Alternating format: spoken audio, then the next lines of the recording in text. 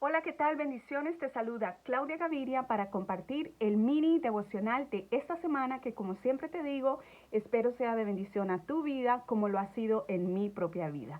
Quiero invitarte a que abras tu Biblia en el Evangelio de Juan y juntos vamos a estar viendo Juan y nos vamos a enfocar en el capítulo 1. Pero antes quiero darles una breve introducción acerca del Evangelio de Juan.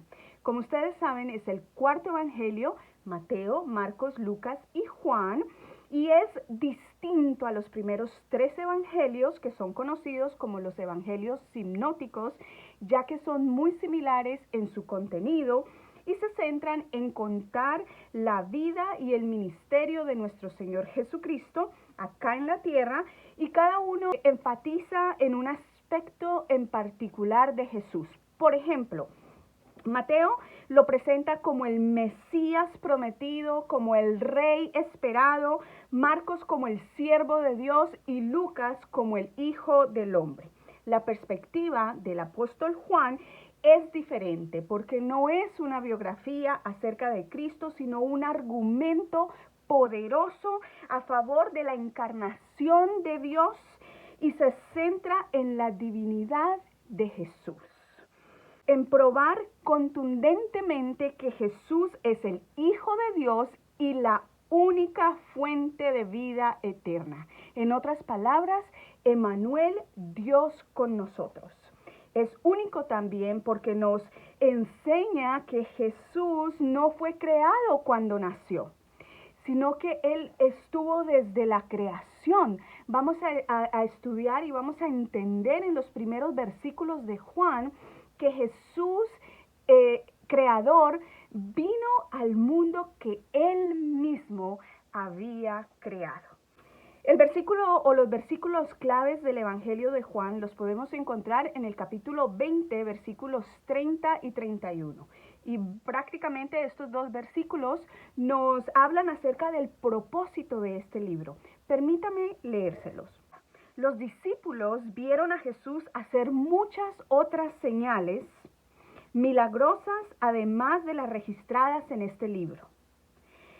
Pero estas se escribieron para que ustedes continúen creyendo que Jesús es el Mesías, el Hijo de Dios, y para que al creer en Él tengan vida por el poder de su nombre. Estos dos versículos encierran el propósito del Evangelio de Juan y pues del autor. Déjenme decirles que el autor es Juan, el libro lleva su nombre, y Juan era el hijo de un pescador llamado Zebedeo y su esposa Salomé, y tenía un hermano llamado Santiago. Se cree que Salomé era la hermana de María, la madre de Jesús.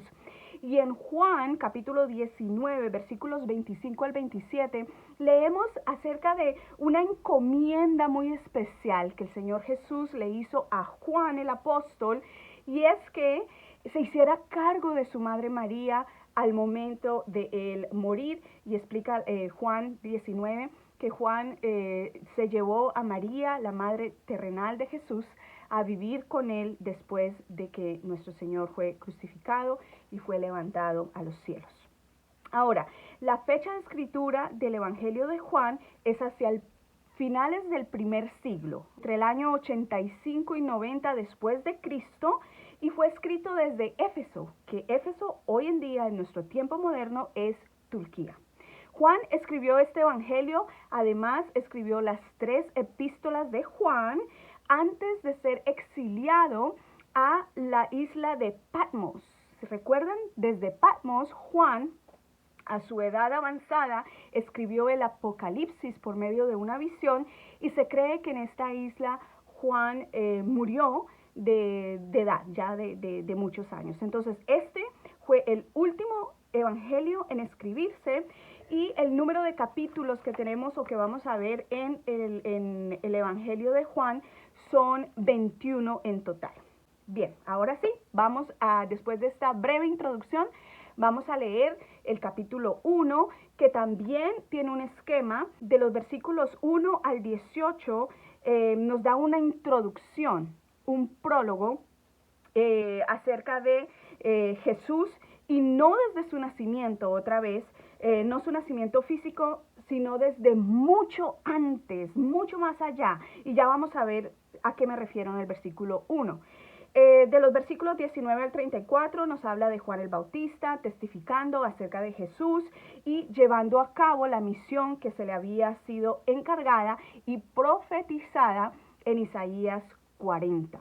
Y de los versículos 35 al 51 que vamos a estar leyendo acerca de los primeros discípulos de Jesús, donde vemos quiénes son estos primeros discípulos que lo empiezan a seguir y que lo reconocen como el Mesías esperado. Bien, ahora sí. Juan 1:1. En el principio la palabra ya existía y la palabra era Dios. Interesante. No dice desde el principio, dice en el principio.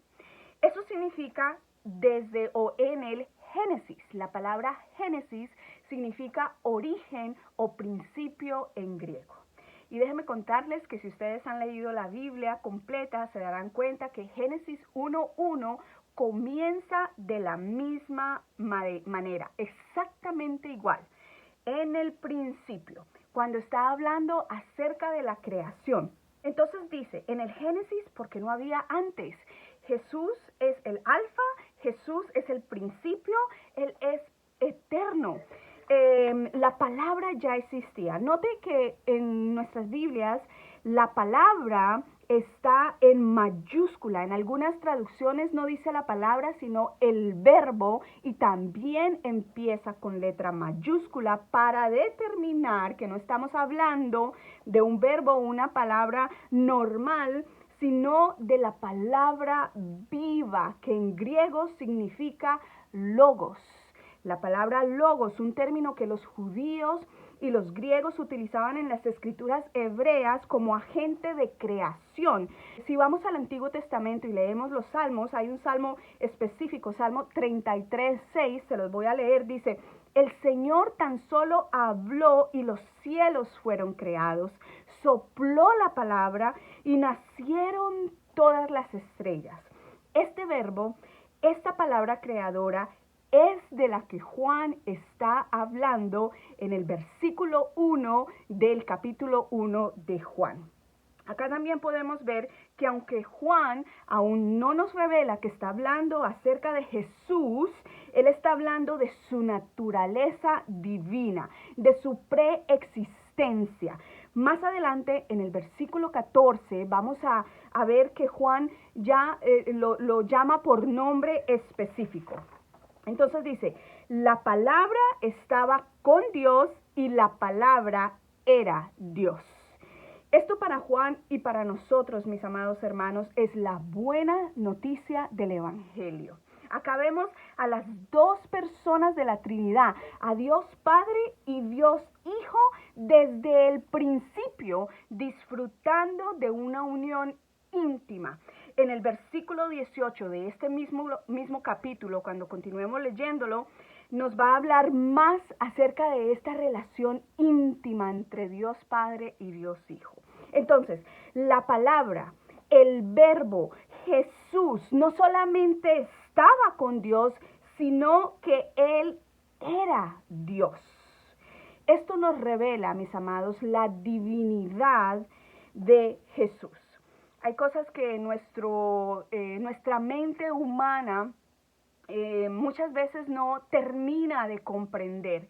¿Y cómo podemos hacerlo si nuestra mente es tan pequeña comparado a la grandeza de nuestro Dios? Es como tratar de tomar una botella y llenarla con el agua del mar. No cabría el agua en una botella, el agua del mar, porque es demasiado grande, demasiado extensa para tratar de que quepa toda en esta botella.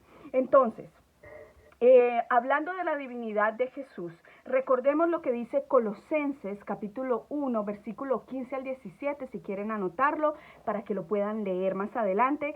Este es el versículo donde cita que Cristo es la imagen visible del Dios invisible, que Él ya existía desde antes que las cosas fueran creadas y es supremo sobre toda la creación, porque por medio de Él Dios creó todo lo que existe en los lugares celestiales y en la tierra. Todo fue creado por medio de Él y para Él. Esto está en Colosenses 1 y los que estuvimos leyendo Efesios saben que Efesios de esto se trata, de estar en Él, porque todo es por medio de Él. Y Él ya existía antes de todas las cosas y mantiene unida la creación, dice Colosenses. También Filipenses 2, versículos 6 al 8, apoya esto diciendo que aunque Él era Dios, no consideró el ser igual a Dios como algo a lo cual aferrarse. Por el contrario, renunció a sus privilegios divinos, adoptó la humilde posición de un esclavo y nació como un ser humano cuando apareció en forma de hombre. Entonces, continuemos acá. Versículo 2. El que es la palabra existía en el principio con Dios. Acá vemos que Juan ya está hablando de una persona, ya utiliza el verbo él. Él es. Y podemos ver claramente que Jesús, el Mesías, es Dios eterno. En los primeros 3 versículos de Juan nos queda claro y queda bien establecido 3 principios fundamentales. La eternidad de Jesús, la palabra ya existía. La relación de Jesús con Dios, estaba con Dios. Y la divinidad de Jesús e igualdad con el Padre, porque nos dice que Él era Dios. Versículo 3. Dios creó todas las cosas por medio de Él y nada fue creado sin Él. El Mesías es Dios creador. Primera de Corintios 8:6 dice que hay un Dios, el Padre, por quien todas las cosas fueron creadas y hay un Señor Jesucristo por medio de quien todas las cosas fueron creadas y por medio de quien vivimos. Nadie creó a Dios, Él siempre ha existido. Esto abarca también a la segunda persona de la Trinidad, Jesús, porque Jesús es Dios. Continuemos leyendo. La palabra le dio vida a todo lo creado y su vida trajo luz a todos. A todo y a todos, dice este versículo. Sin restricciones, sin límites. Jesús no solamente nos da vida física, sino que también nos da vida eterna a todos los que en Él creemos. La luz brilla en la oscuridad y la oscuridad jamás podrá apagarla. La maldad de la oscuridad nunca ha triunfado sobre la luz de Dios y nunca triunfará. Jesús es la luz verdadera, el que ilumina nuestra mente, el que ilumina nuestros corazones para que podamos ver la verdad y para que podamos conocerlo a Él. También es la luz que nos muestra el pecado para que podamos nosotros arrepentirnos y esa luz también es la que ilumina nuestro sendero para que podamos caminar por Él y no perdernos, sino que al contrario tener vida eterna. Ya vamos entonces en el versículo 6 y 7. Dice, Dios envió a un hombre llamado Juan el Bautista para que contara acerca de la luz, a fin de que todos creyeran por su testimonio. Sabemos que Juan el Bautista era hijo de Zacarías y Elizabeth, la prima de María, por lo tanto era pariente de nuestro Señor Jesucristo. Era profeta y acá leemos que cuál era su propósito, cuál era su tarea, era contar acerca de la luz. ¿Y quién es la luz? Jesucristo. Testificar, dar testimonio. Así que fue el primero en señalar a la gente a Jesús. Juan el Bautista fue el primer testigo de testificar acerca del Mesías. Fue Juan el Bautista el profeta del cual Isaías, el profeta Isaías, profetizó en el capítulo 40, versículo 3, por si quieren leerlo, marcarlo ahí. Y esto se cumple con la venida de Juan el Bautista testificando acerca de Jesús. Versículo 8 y 9. Juan no era la luz, era solo un testigo para hablar de la luz. Aquel que es la luz verdadera, quien da luz a todos, venía al mundo. Aquí Juan el apóstol se asegura de aclarar que Juan el Bautista no era la luz, era solo el mensajero, el encargado de hablar acerca de la luz, presentarlo y preparar el camino. Versículo 10.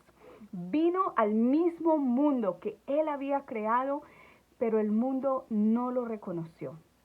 Acá vemos que Juan el Bautista continúa hablando de el creador, el mismo mundo que él había creado.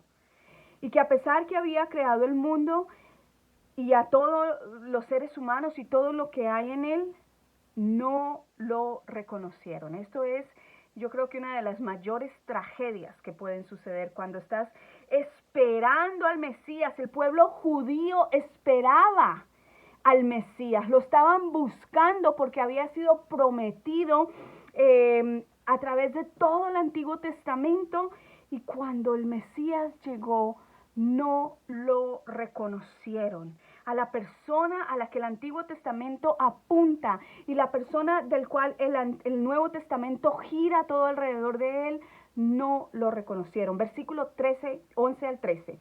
Vino a los de su propio pueblo y hasta ellos lo rechazaron. Pero a todos los que creyeron en él y lo recibieron, les dio el derecho de llegar a ser hijos de Dios. Ellos nacen de nuevo, no mediante un nacimiento físico como resultado de la pasión o de la iniciativa humana, sino por medio de un nacimiento que proviene de Dios. Todos los que creemos y recibimos al Señor Jesús como nuestro Señor y Salvador, se nos da el privilegio de nacer de nuevo espiritualmente hablando, y se nos brinda una nueva identidad en Cristo, una transformación de adentro hacia afuera, y en Él somos adoptados como hijos, coherederos del reino junto con Jesús. Versículo 14. Entonces, este versículo es clave, la palabra se hizo hombre y vino a vivir entre nosotros. Estaba lleno de amor inagotable y fidelidad. Y hemos visto su gloria, la gloria del único Hijo del Padre. Qué hermoso. La palabra se hizo hombre, o en algunas versiones dice, la palabra se hizo carne. Regresando a lo que Juan explicaba en los versículos 1 y 2 de este capítulo que estamos estudiando. Describiendo de quién hablaba en estos primeros versículos, describiendo la encarnación de Dios, el Dios creador viniendo al mundo que Él mismo había creado. Vino a vivir entre nosotros. Jesús representa, mis hermanos, el tabernáculo. En Él habita toda la plenitud de Dios. Así que Jesús es el tabernáculo. Y luego dice acá, y hemos visto su gloria, la gloria del único, es el Hijo unigénito de Dios. Nosotros también somos hijos de Dios, pero Jesucristo es su Hijo unigénito.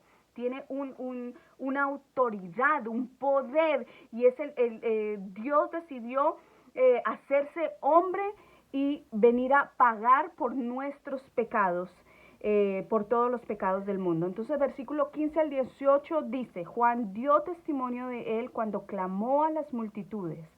A él me refería yo cuando decía, alguien viene después de mí, que es mucho superior, muy superior a mí, porque existe desde mucho antes que yo. De su abundancia todos hemos recibido una bendición inmerecida tras otra. Pues la ley fue dada por medio de Moisés, pero el amor inagotable de Dios y su fidelidad vinieron por medio de Jesucristo. Nadie ha visto jamás a Dios, pero el único que es Dios está íntimamente ligado al Padre. Él nos lo ha revelado. ¡Wow! Volvemos a ver que dice que existía mucho antes que yo. Pues sí, desde la creación, leímos hace un ratito, en el principio. Y acá vemos cómo el versículo 17 nombra a Jesucristo por nombre, ya revela de quién está hablando. Y lo más lindo es cómo termina. Él, Jesús, es quien nos ha revelado a Dios. Entonces, el Evangelio de Juan, yo diría que es uno de los evangelios que todo cristiano debe leer una y otra vez, y debe no solamente leerlo, sino también estudiarlo, porque revela demasiado. Bien, voy a adelantarme un poco más por versículos 19 y 20. Este fue el testimonio que dio Juan cuando los líderes judíos enviaron sacerdotes y ayudantes del templo desde Jerusalén para preguntarle: ¿quién eres? Él dijo con toda franqueza: yo no soy el Mesías. Los líderes religiosos o los líderes judíos, está hablando de los fariseos, que conocían muy bien la ley de Moisés, y los sacerdotes y ayudantes del templo eran los levitas. Versículo 21 a 23. Bien, entonces, ¿quién eres?, le preguntaron. ¿Eres Elías? No, contestó. ¿Eres el profeta que estábamos esperando? No. Entonces, ¿quién eres? Necesitamos alguna respuesta para los que nos enviaron. ¿Qué puedes decirnos de ti mismo? Juan contestó con las palabras del profeta Isaías, que hemos mencionado varias veces ya. Soy una voz que clama en el desierto, abran camino para la llegada del Señor. Todos esperaban al Mesías y tenían muchas ganas de saber si Juan el Bautista era o no el Mesías que ellos esperaban, si era el profeta del cual habló Moisés en Deuteronomio, o si era Elías, o si era un falso profeta. Algo, querían saber algo, y Juan el Bautista le contesta con la misma escritura, con el Antiguo Testamento, con las profecías que ellos conocían muy bien. Isaías 40, versículo 3. Versículo 24 al 28 dice: entonces los fariseos que habían sido enviados le preguntaron: si no eres el Mesías, ni eres Elías, ni el profeta, ¿con qué derecho bautizas? Juan les dijo: yo bautizo con agua, pero aquí mismo, en medio de la multitud, hay alguien a quien ustedes no reconocen. Nuevamente, aunque su servicio viene después del mío, yo ni siquiera soy digno de ser su esclavo ni de desatar las correas de sus sandalias. Ese encuentro ocurrió en Betania, una región situada en el oriente del río Jordán, donde Juan estaba bautizando. Entonces, Juan el Bautista repite lo que Juan el Apóstol escribió en el prólogo, versículos 11 y 12, que los suyos no lo reconocieron, y deja claro que Jesús es muy superior a él, y da el ejemplo de que no es digno ni de ser su esclavo y ni siquiera de desatar la correa de sus sandalias. Versículos 29 y 30. Al día siguiente Juan vio que Jesús se le acercaba y dijo: miren, el Cordero de Dios que quita el pecado del mundo. A él me refería cuando yo decía: después de mí vendrá un hombre que es superior a mí, porque existe desde mucho antes que yo. Acá Juan cita algo de lo que el profeta Isaías escribió en Isaías 53, que dice que como un cordero fue llevado al matadero. ¿Recuerdan? Ese cordero que Dios mismo proveyó como sacrificio santo y perfecto para perdonar a la humanidad entera por sus pecados, Jesucristo. Versículo 31. No lo reconocí como el Mesías, aunque estuve bautizando con agua para que él fuera revelado a Israel. Interesante. Juan el Bautista y Jesús eran parientes, ¿recuerdan? María, Elizabeth, eran parentela. Sin embargo, Juan no sabía que Jesús era el Mesías hasta el día del bautismo de Jesús, que fue cuando vio la señal que Dios le había dado para reconocer al Mesías enviado. Mira lo que dice los versículos 32 al 34. Entonces Juan dio testimonio: vi al Espíritu Santo descender del cielo como una paloma y reposar sobre él. Yo no sabía que él era el Mesías, pero cuando Dios me envió a bautizar con agua, me dijo: aquel sobre quien veas que el Espíritu desciende y reposa, es el que bautizará con el Espíritu Santo. Vi que eso sucedió con Jesús, por eso doy testimonio de que Él es el elegido de Dios. Interesante. Bien, ya para terminar, los versículos 35 al 51, esta es la última parte de este capítulo 1 de Juan y describe cómo los primeros creyentes se convirtieron en discípulos de Jesús. Estos eran dos discípulos de Juan el Bautista, Andrés y Juan el apóstol, el que escribió este evangelio. Luego Andrés buscó a su hermano Simón, al cual el Señor le cambió el nombre por Cefas, que significa Pedro, y luego Felipe y Natanael. Ellos lo reconocieron como el Maestro, versículo 38, como el Mesías o el Cristo en griego, versículo 41, aquel de quien Moisés y los profetas escribieron, versículo 45, y como el Hijo de Dios, el Rey de Israel, versículo 49. Algo que me llama mucho la atención en el versículo 41, para terminar, es que Andrés fue a buscar a su hermano Simón y le dijo, hemos encontrado al Mesías. Eso significa que ellos lo estaban buscando. No solamente lo estaban esperando, sino que lo estaban buscando. Así que esto ha sido el primer capítulo del Evangelio de Juan. Seguiremos las próximas semanas estudiando este hermoso evangelio. Dios los bendiga y espero que vuelvan a leer este capítulo en oración y estoy segura que el Señor les va a revelar muchísimo más acerca de su deidad, acerca de su hermoso plan para toda la humanidad. Bendiciones para todos.